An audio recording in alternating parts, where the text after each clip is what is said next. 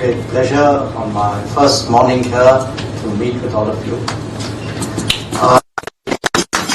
I may be a minister, but I'm also a member of parliament. So I want to remind all of you that I very much, in a way, have the same feel, the thoughts, the interest, the mindset that many of you have, and I am particularly pleased today at meeting all of you, because in my own country, I know that when members of parliament take interest in foreign affairs, when they commit themselves to furthering any relationship, it's a great source of strength for those ties.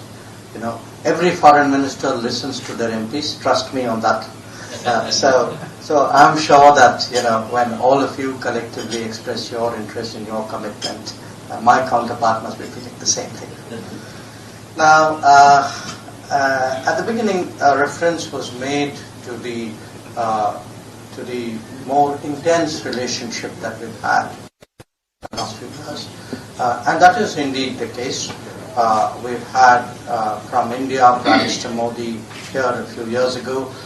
Many of us remember particularly his address to the Parliament, because he actually used that to lay out our Africa policy as well as our development partnership policy. So even in our larger dealings with the world, we refer to it as the Kampala principles.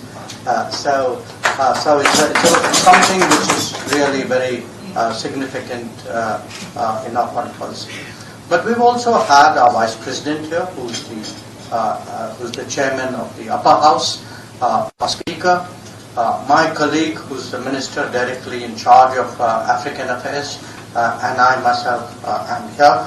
And I hope between all these visits, it completely convinces you really how serious we are and how much we look forward to taking this relationship forward.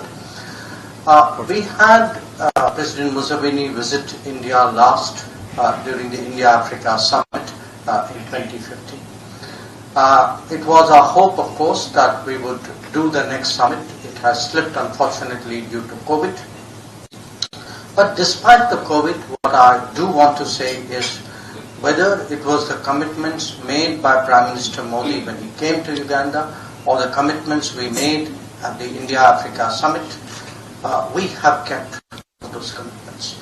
And one of those commitments, of which we are particularly proud of, was we had committed really to provide educational and skill access to 50,000